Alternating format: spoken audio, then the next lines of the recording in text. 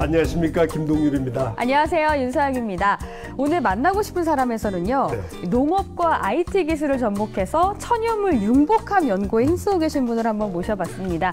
한국과학기술연구원 강릉분원 천연물 연구소의 노주원 박사님 모셨습니다. 어서 오세요. 어서 오십시오.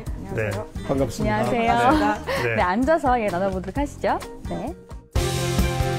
단순한 먹거리 확보를 넘어서 바이오 산업, 에너지 기술까지 그 가능성을 넓힌 무궁무진한 농업의 미래. 새로운 미래 산업이자 국가 미래 성장 원동력으로 주목받고 있다는데요. 만나고 싶은 사람, IT 기반의 농업을 접목한 천연 소재 개발에 대해 한국과학기술연구원 천연물연구소 노주원 박사와 함께합니다.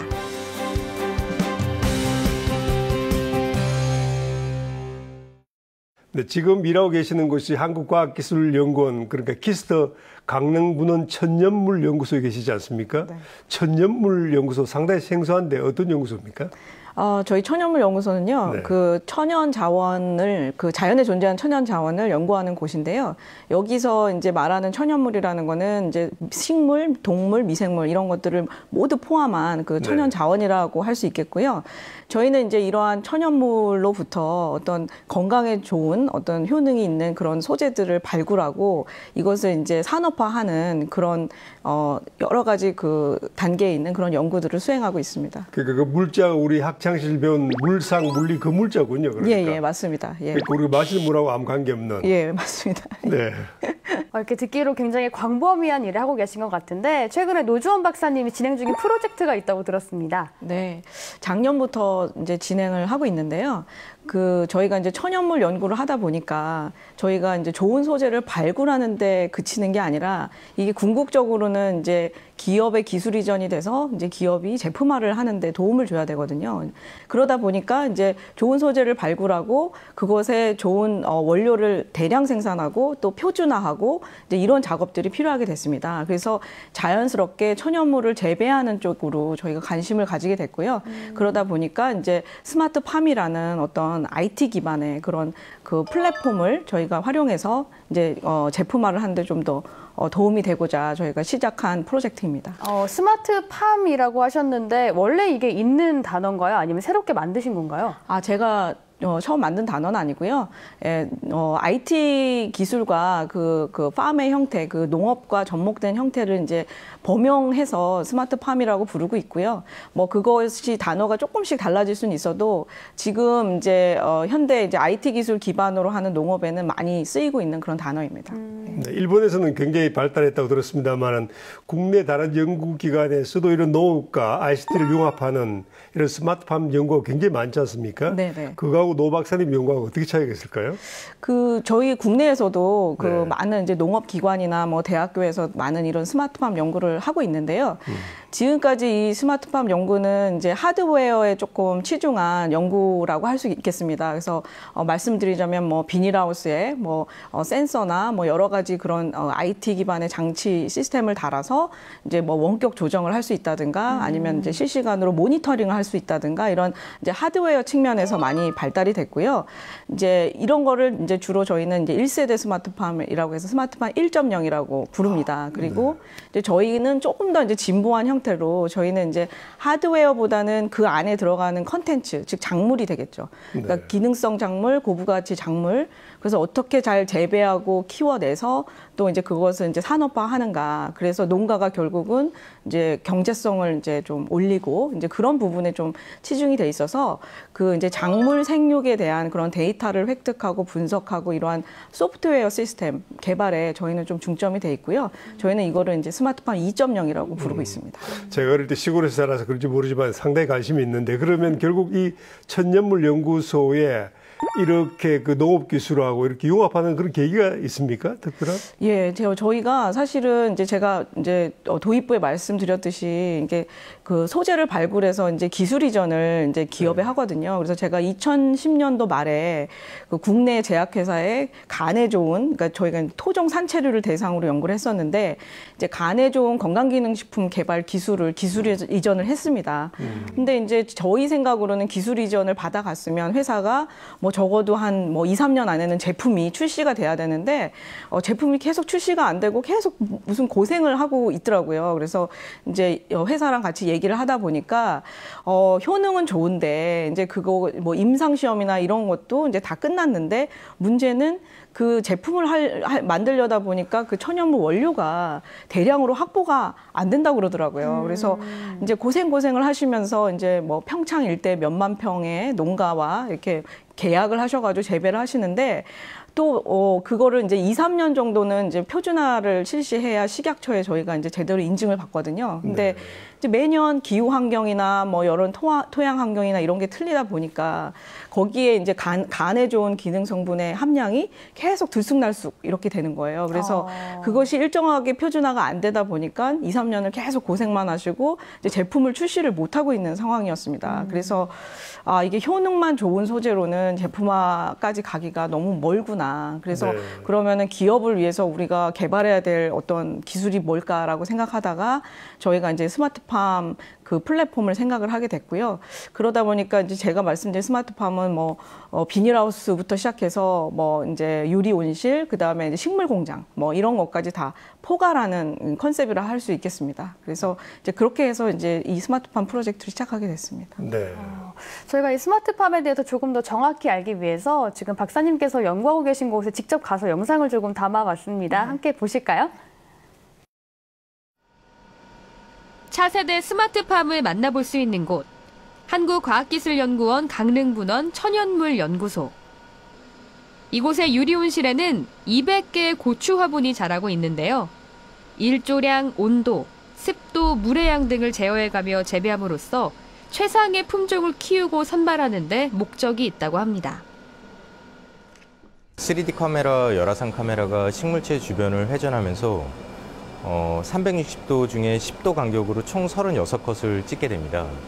그럼 그 36컷이 DB에 저장되면서 한편으로는 열화상 정보를 분석할 수 있는 자료가 되고 또 다른 3D 카메라에서 획득된 거는 3D 구조, 즉 고추의 가지 형태, 분화 형태, 꽃이 어디 달리는지, 몇 개가 달리는지, 그리고 잎은 몇 개가 달리는지 그런 것들을 분석할 수 있는 기본적인 데이터가 되게 됩니다. 이렇게 200개 고추 화분 각각에서 얻어진 모든 정보가 매일같이 데이터베이스에 누적이 되면 최적의 생육 조건을 파악할 수 있게 된다고 합니다. 어떤 식의 물을 줬을 때, 아니면 일조를 어떻게 관리했을 때, 온실 내의 온도를 어느 정도 범위 내에서 유지했을 때 그 품종 자원이 가장 좋은 특성을 나타내는지를 알 수가 있거든요. 그래서 한날 한시에 이렇게 고추 파종을 하더라도 이 자라는 속도나 이런 것들이 개체별로 굉장히 차이가 있기 때문에 저러한 다양한 개체 속에서 저희는 이제 가장 생육이 좋고 열매를 많이 맺고 뭐 이런 우량 종자를 저희가 이제 선별을 해낼 수가 있습니다. 그래서 예전에는 농부들이 그냥 눈으로만 보던 거를 저렇게 IT 기술을 이용해서 할 수 있는 거고요. 그동안 날씨, 토지 상태 등 예측 불가능한 환경적 요인으로 인해 생산량과 성분을 표준화하는 데 어려움을 겪어야 했던 농업. 특히 대량의 균일한 원료를 필요로 하는 생산업체에 원료를 제공하는 데에는 무리가 따를 수밖에 없었다고 합니다. 이런 농업의 한계를 극복하기 위한 수단인 스마트팜. 특히 식물 공장은 밀폐된 환경에서 LED 조명 장치와 양액 공급 시설 등을 설치해 병충해나 날씨의 영향을 받지 않고 기업에서 원하는 식물을 수요자 맞춤형 품종으로 개발해 생산할 수 있다고 합니다. 식물 공장의 최대의 장점은 굉장히 저희가 환경 컨트롤 하기가 용이하다는 거죠. 그래서 외부 기후 환경 영향을 받지 않기 때문에 저쪽에서 이제 저희가 뭐 기능 성분 증대 연구나 이런 걸 계속 하고 있습니다.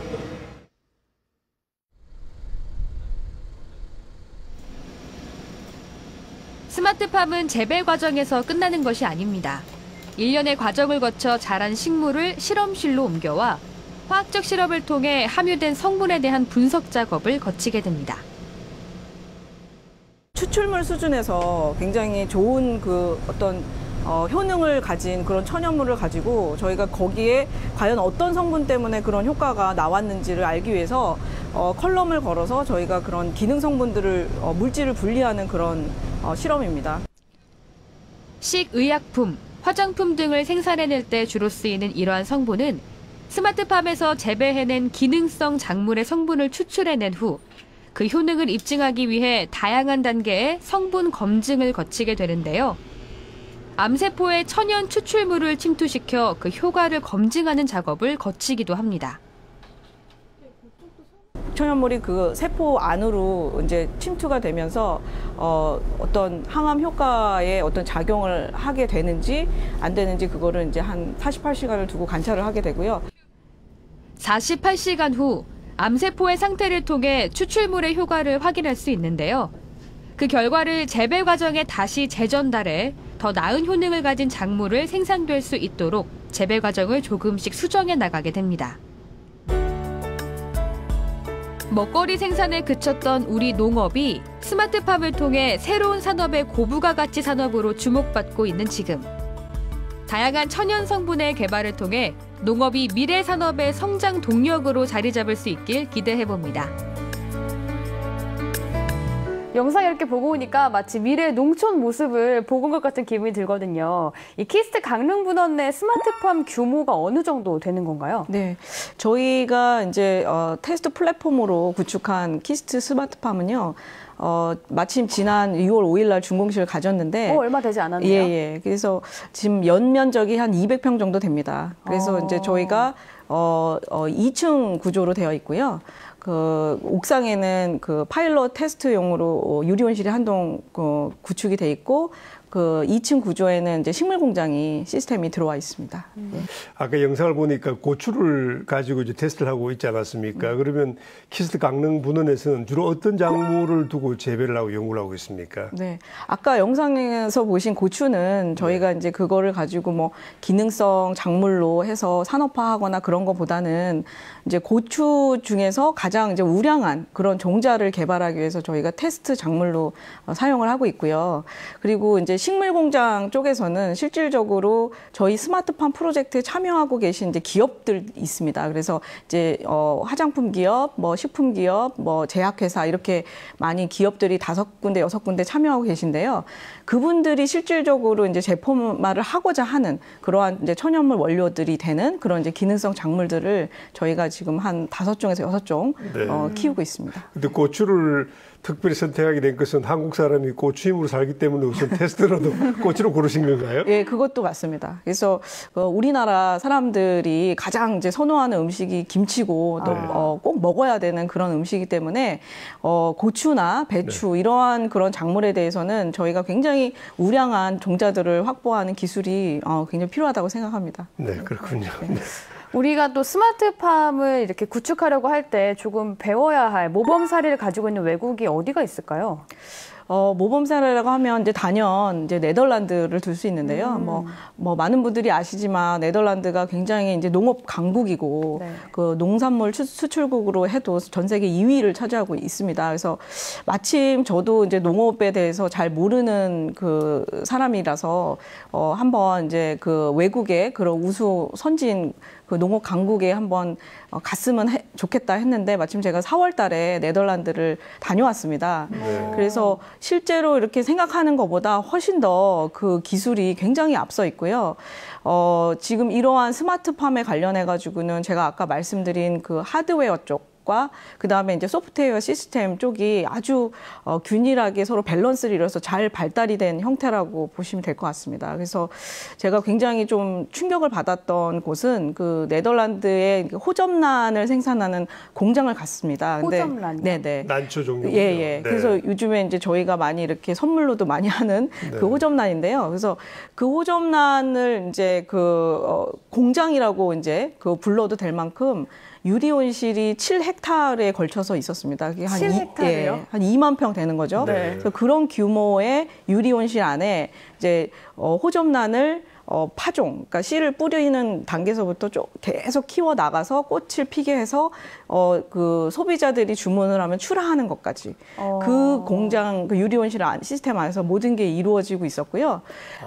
그거를 이제 2만 평의 어떤 그런 규모의 그런 유리온실 시스템을 관리하기 위해서 거기서 상주하는 직원은 단 30명이었습니다. 그래서 그것이 모든 것이 이제 자동화 시스템으로 돼 있고요. 자동화. 네. 완전 자동화 시스템이 돼 있었고 그렇다고 해서 어떤 품질 관리나 이제 자동화만 되는 게 아니라 품질 관리에도 굉장히 신경을 쓰고 있었고요. 이제 그런 여러 가지 그 호접란의 그 생육이라든가 아니면은 뭐 꽃의 뭐 색깔부터 시작해가지고 뭐 꽃잎의 개수 뭐 이렇게 여러 가지 그런 것들을 자동화 테스트하는 그러한 장비들도 이제 소프트웨어 기술로 다 개발이 돼서 그 전체적인 자동화 하드웨어의 그러한 이제 디테일한 그런 정밀 생육 그런 소프트웨어 기술까지 다 결합이 된 형태였습니다. 우리가 보는 그 네덜란드의 그 많은 튤립이 뭐 그냥 단순히 그냥 그저 얻어지는 게 아니군요. 그럼요.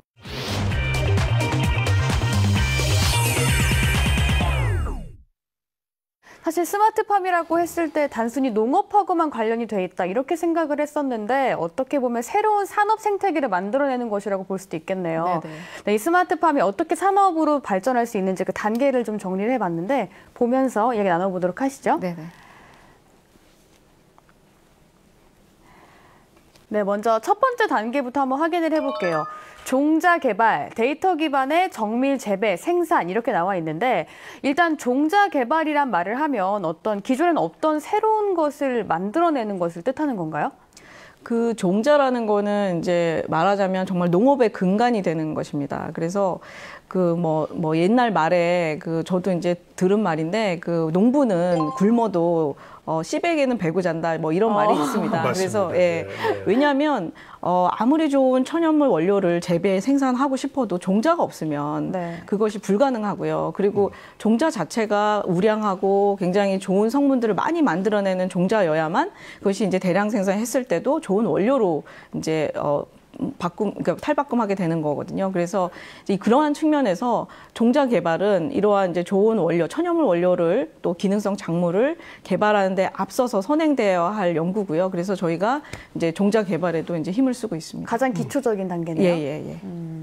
예, 데이터를 기반으로 해서 이제 정밀 재배를 한다고 그랬는데 주로 어떤 작물의 데이터를 수집해서 연구를 하고 있습니까? 저희는 이제 지금 집중하고 있는 거는 이제 고부가 가치 작물입니다. 네. 계속 이제 천연물 산업과 연계해서 이제 뭐 기능 성분이 이제 좀 이렇게 많이 함유된 그런 이제 고부가 가치 작물들을 대상으로 이제 연구를 하고 있고요.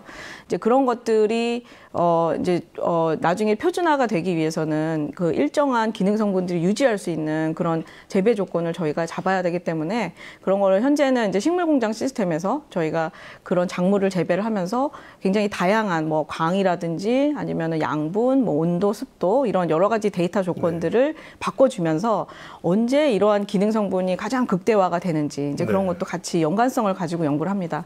이제 그러다 보니까 나중에는 이제 한 작물에 대해서 하나의 재배 프로토콜이 나오게 되고요. 저희가 그러한 이제 프로토콜이 나오면 그거를 이제 기업에 그거를 이제 노하우로 드리게 되면 기업이 이제 나중에 제품화 하는데 원료 생산은 이러한 프로토콜에 의해서 하다 보면 자연스럽게 원료 표준화가 되고 또 이제 원료를 확보하는데 문제가 없이 대량 생산 시스템을 가질 수 있게 됩니다. 노 박사님 지금 프로토콜을 좀 재래 농민들을 쉽게 설명하면 어떻게 설명할 수 있을까요? 그 이제 프로토콜이라 하는 거는 이제 예를 들어서 뭐 항암 성분이 높은 어떤 작물을 기능성 작물을 이제 농가에서 키운다 했을 때 이제 그 항암 성분이 굉장히 잘 유지가 되면서 이제 좀 많이 나올 수 있고 이런 재배 조건을 저희 이제 연구소 이런 데서 이제 찾아드리게 됩니다. 그래서 그 재배 조건이라는 거는 뭐 온도, 습도, 뭐 양분, 뭐 토양, 뭐 양액, 뭐 여러 가지가 되겠죠. 그래서 이러한 이제 이러한 뭐 재배 환경들에서만 키우시면 특정 항암 성분이 이만큼은 나옵니다라는 그러한 이제 어떤 데이터를 드리게 됩니다. 그러면은 그대로 이제 그거대로 이제 키워서 이렇게 재배해서 기업체에 이렇게 납품을 하실 수 있는 거고요. 이런 것들은 이제 어떻게 보면은 이제 레시피랑 비슷하다고 생각하시면 됩니다. 그러니까 프로토콜 하면은 너무 좀 딱딱하고 어려워서 잘 이해가 안 가실지 모르지만 저희가 이제 요리할 때 이런 레시피로 이렇게 하면 이런 음식이 나옵니다. 이런 거랑 거의 유사한 그런 개념이라고 생각합니다. 작물 재배 레시피다. 네, 맞습니다. 네. 예. 그럼 저희가 일반적으로 이렇게 그냥 재배하는 식물과 이렇게 데이터를 기반으로 재배하는 식물의 차이점이 확연히 드러나겠네요. 네, 그렇죠. 우선 두 가지 측면에서 조금 차이가 있는데요. 하나는 이제 생산성 측면, 하나는 이제 품질 관리 측면입니다. 그래서 이제 생산성 같은 경우에는 그냥 예전에 저희가 이게 농부가 아니면 사람이 이제 그냥 경험에 의해서 노하우에 대해서 말하자면 이때쯤 씨를 뿌리고 이때쯤 뭐 비료를 주고 뭐 여러 가지 그리고 이때쯤 수확하면 되고 이런 노하우들이 쌓이게 되잖아요. 그래서 물론 그런 노하우에 의한 경험에 의한 농업도 무시할 수는 없습니다. 굉장한 이제 저희의 지식인데 이게 문제가 뭐냐면은 이제 환경이 변하게 되면 이제 내년의 기후나 내후년의 기후를 저희가 사람이 막 예측을 할 수가 없기 때문에 네. 이런 노하우는 이제 과거 경험에 의해서 이렇게 쌓여온 거고 이제 앞으로 예측을 하면서 농업을 하려면은 미리 이 데이터 정보가 확보가 돼야 됩니다. 그래서 이제 작물 하나당 여러 가지 가뭄 조건, 무슨 뭐 이런 홍수 조건, 뭐 여러 가지 또 온도가 높았을 때, 낮았을 때 이런 다양한 데이터들을 미리 확보를 해놓으면 나중에 저희가 그러한 기후 환경이나 이런 게 됐을 때도 저희가 이제 처방이 가능하고 그거를 이제 생산량을 예측할 수 있고 이런 식으로 데이터 기반으로 가면 아무래도 실패할 확률이 굉장히 낮아지지 않을까 그런 생각입니다. 그러니까 예전에는 허리가 아프면 비가 온다 뭐 이런 식으로 감을 잡다 이제는 데이터를 의지한다고 그렇죠. 그러는데 그런데 실질적으로 이런 빅데이터 지금 요즘 말이 많습니다만 빅데이터가 우리 농가에는 어떤 도움을 줄 수 있을까요, 그럼? 그래서 저도 이제 빅데이터라는 그 단어에 대해서 굉장히 이제 논란이 많잖아요. 그러니까 네. 얼마만큼 쌓여야 도대체 빅데이터냐. 그래서 저도 사실 그거를 이제 정의를 드릴 수는 없지만 어쨌든 지금까지 제가 말씀드린 이런 이제 데이터 기반으로 이제 뭐 품종에 대한 데이터, 그다음에 재배 환경, 그다음에 뭐 최적 재배 조건, 뭐 이런 여러 가지 데이터들이 이제 한 작물에 대해서도 굉장히 쌓이게 될 거란 얘기죠. 그래서 이제 네. 이렇게 쌓이게 되면은 그거를 아무래도 농가 쪽으로 이렇게 농가에서 실증을 하려면 현장에서 적용을 하려면 그 이제 데이터를 통합 관리하는 그런 농업 데이터 플랫폼 같은 것들이 필요하게 되겠고요.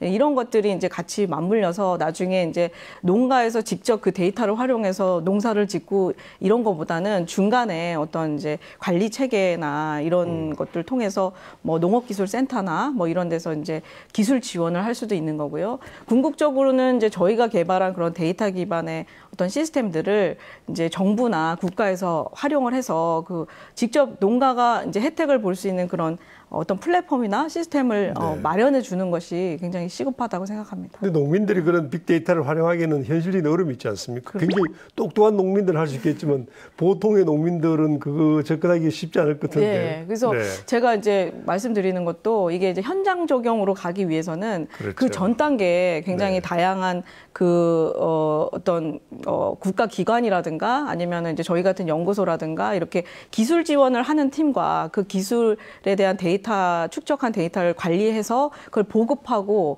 서비스를 만드는 이제 그런 기관들이 네. 서로 연계를 해가지고 진행을 해야 되는 부분입니다. 그래서 혹시 이제 제가 이렇게 말씀드리는 동안 그 쌓인 연구소가 가지고 있는 데이터가 어떻게 농민한테 바로 가냐 이런 이제 그 궁금증을 가지실 것 같아서 그 중간 단계에는 굉장히 많은 시스템이 필요하게 되고요. 사실 저희가 그런 농업 빅데이터나 이런 것들을 실질적으로 뭐 국가에서 일부 이제 좀 시작은 하고 있지만 저희가 이제 그렇게 많이 구축해가지고 서비스를 하는 그런 단계는 아니기 때문에 이제 좀 가야 될 길이 좀 먼 것 같습니다. 네덜란드처럼 하려면 아직 시간이 많이 필요하겠군요. 그렇죠. 예. 시간이 많이 필요하고 그리고 이제 뭐 저희 같은 연구소 그다음에 뭐 학교 그다음에 정부는 물론이고요. 네. 또 농업 기관들 뭐 하여튼 또 영농조합 뭐 굉장히 그 농산업이라는 분야가 굉장히 컴플렉스 하더라고요. 저도 사실 뭐 농사를 짓는 그런 사람이 아니기 때문에 뭐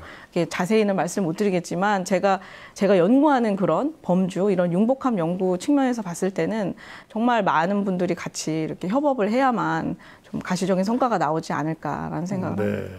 네. 이렇게 스마트팜 1단계에서 일단 가장 기초를 깔았다 싶으면 이제 2단계로 넘어가는 게 바로 천연물 고부가 가치 식의약품, 화장품 산업화 이렇게 써 있는데요.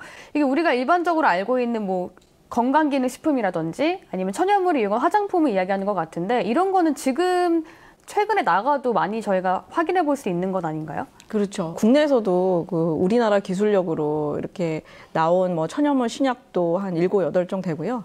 그리고 뭐 건강기능식품 같은 경우는 꽤 많고요. 그리고 이제 뭐 기능성 화장품도 이제 많이 개발을 하고 있습니다. 근데 문제는 이러한 이제 개발한 모든 기업들의 공통적인 그런 문제는 천연물 원물, 원료 확보에 있습니다. 그래서 현재는 그 천연물 원료를 국내에서 이렇게 대체하는 경우는 거의 드물고요. 지금은 대부분 이제 중국 같은 그런 이제 값싼 노동력과 그런 이제 여러 가지 임대, 토지 임대나 이런 것들이 싼 그런 나라들의 대량 위탁 재배를 하고 있습니다. 그래서 네.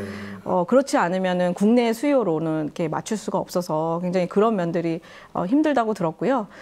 그렇게 하다 보니까 이제 외국에서 이제 들여온 그런 원료 같은 경우에는 이제 표준화가 안 돼 있는 경우가 굉장히 많아서요. 그래서 기업들이 그거를 들여와가지고 제품을 만들려고 하다 보니까 이제 원하는 기능 성분이 굉장히 없는 그런 때가 있답니다. 그래서 그런 때는 어떻게 하냐고 물어봤더니 그럴 때는 전량 폐기를 해야 된다고 하더라고요. 그렇게 되면은 굉장히 기업 측면에서는 거금을 들여서 원료를 수입해서 샀는데 제품도 못 만드는 그런 상황이 이르기 때문에 굉장히 이제 그 경제적인 손실이 발생을 하게 됩니다. 그래서 네. 이러한 것들을 빨리 우리나라 시스템으로 빨리 돌려서 대체할 수 있고 기업들이 이제 제품을 마음대로 좀 잘 만들 수 있는 이제 그런 시스템이 빨리 개발이 돼야 되겠다는 생각입니다. 지금도 조금 말씀하셨습니다만 이런 고부가 가치를 위한 천연물 산업화 그 어떤 점이 문제고 어떻게 개선돼야 될까요? 그럼? 이러한 것들이 이제 좀 개선이 되기 위해서는 이제 아무래도 그 원료의 대량 공급이 굉장히 그러니까 원활하게 이렇게 돌아가야 되고요. 그래서 원료. 네. 원료의 그 대량 공급이 이제 원활하게 돌아가야 되고, 그 다음에 이제 어떤 그 표준화 문제도 굉장히 그 심각하게 요즘 사회 이슈로 이제 되고 있는데요. 예를 들어서 지난번에 이제 백수호 제품 그런 것도 사실은 원료가 대량으로 확보가 안 되다 보니까 다른 원료를 섞게 되는 거고, 그렇게 섞다 보니까 그 원래 백수호가 가져야 되는 그런 기능 성분이나 이런 것들이 이제 함량 미달이 된다든가 안 들어있다든가 뭐 이런 사태가 벌어지게 되는 거죠. 그래서 소비자가 믿고 고품질의 제품을 사용하기 위해서는 절대적으로 이러한 그 표준화 프로세스가 필요하고요. 네. 그걸 위해서는 이제 여러 가지 뭐 스마트팜 형태라든가 뭐 이런 것들이 접목되면 좀 도움을 줄 수 있을 것 같습니다. 네. 그럼 지금 노 박사님 말씀하신 그런 것들이 개선되고 좀 진전이 있으면 우리나라도 이런 천연물 고부가가치 산업화 큰 성공을 거둬서 네덜란드에 비견할 만한 그런 업적을 이룰 수 있을 것 같습니까? 우리나라도 굉장히 어떻게 보면 농업의 근간을 둔 나라이기 때문에 아직까지 뭐 데이터나 이런 것들이 축적은 안 됐지만 지금부터 시작하면 충분히 그 가능성이 있다고 생각하고요. 가능성이 있다. 특히 우리나라 굉장히 IT 강국이지 않습니까? 그래서 우리나라가 가지고 있는 이 IT 강국의 어떤 그런 능력과 그다음 농업에 대한 어떤 그런 마인드 같은 거를 접목시키면 뭐 빠른 시간 내에 저희가 뭐 갈 수 있다 이렇게 장담은 못 하겠지만 충분히 농업 선진국을 추격할 수 있지 않을까 생각합니다. 가능성이 아주 크다. 예. 네. 네, 이제 스마트팜의 마지막 단계 한번 보도록 하겠습니다. 3단계 보니까 네트워크 기반의 농업 데이터 정보를 지원하는 서비스 이렇게 써 있는데 사실 이렇게 보면은 조금 어렵게 느껴지거든요. 구체적으로 설명 좀 해주시죠.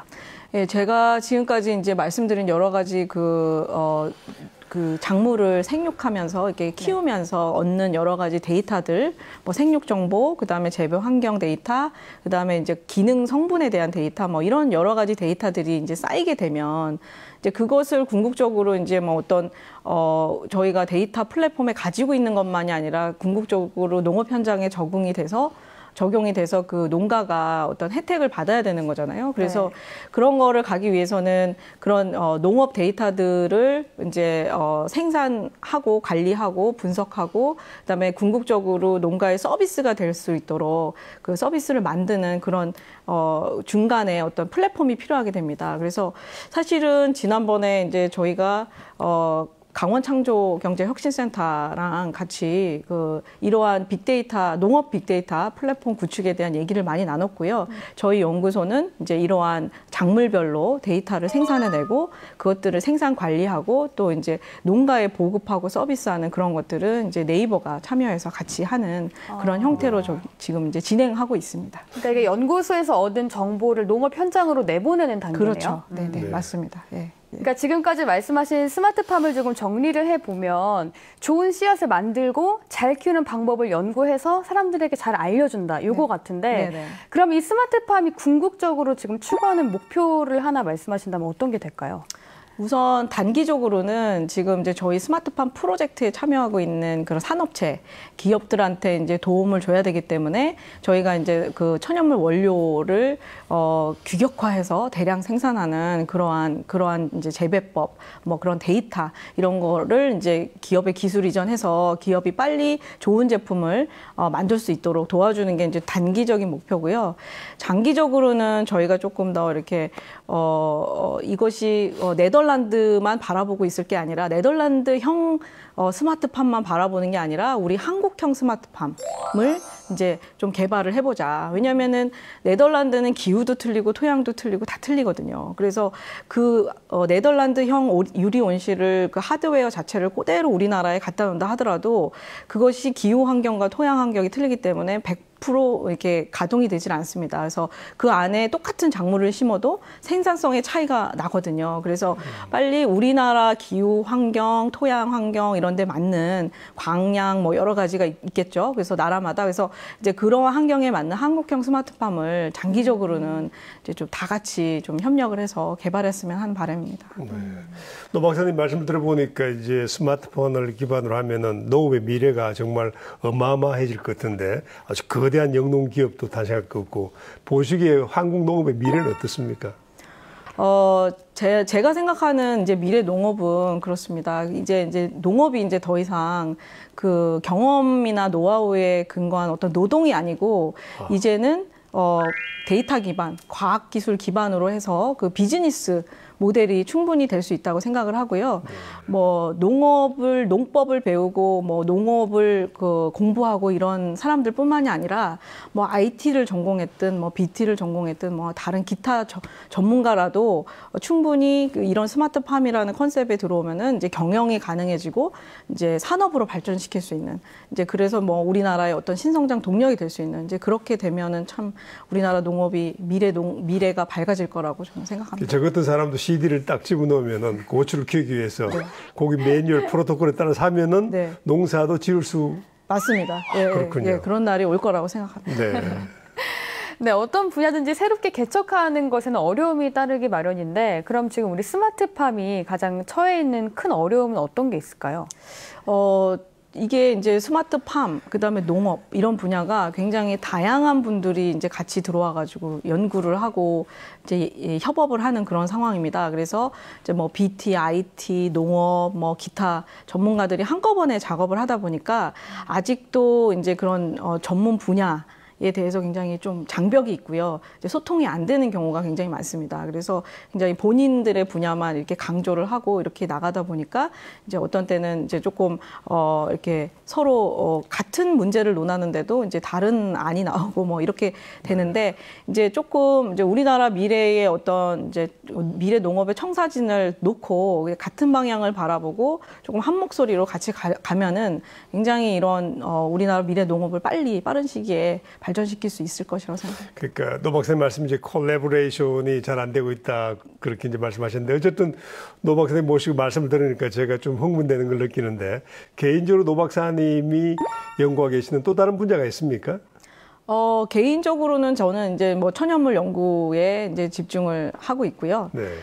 그렇지만 이제 최근에는 이러한 스마트팜 프로젝트를 제가 이렇게 총괄을 하면서 천연물 연구에 접목을 시키면서 예전에는 그냥 좋은 소재만 발굴하면 된다. 거기에 대한 어떤 논문을 쓰고 이제 특허를 쓰고 이러한 개인의 어떤 성과 만족에 이렇게 했다면 요즘에는 이런 프로젝트를 통해서 많은 기업들과 같이 이제 만나게 되고요. 기업들의 애로사항을 듣고 우리나라 천연물 산업이 왜 글로벌화 못 되는지 뭐 이런 여러 가지 애로사항을 듣습니다. 그런데 이제 같이 얘기를 하다 보면 이런 스마트팜 시스템이 잘 개발이 되면 우리나라 기업들이 그 전 세계로 나가서 글로벌 시장을 점유할 수 있는 그런 가능성 이제 그런 것들을 듣게 되면 제가 조금 보람을 느끼고요.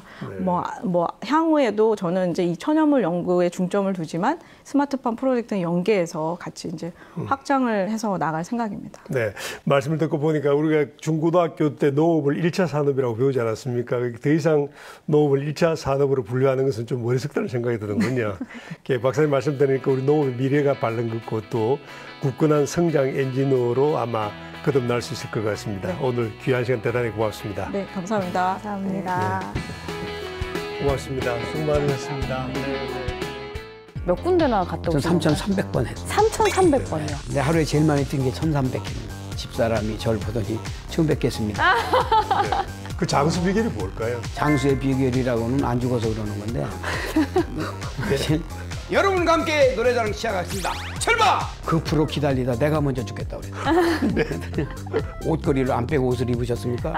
레코트 회사에서 판 검사하는 거. 네. 자기 본분을 자기가 있어야 할 자리가 있어야 돼. 진정한 쓰임새가 있는 사람은 고통이 따른다. 그걸 난 느꼈어요.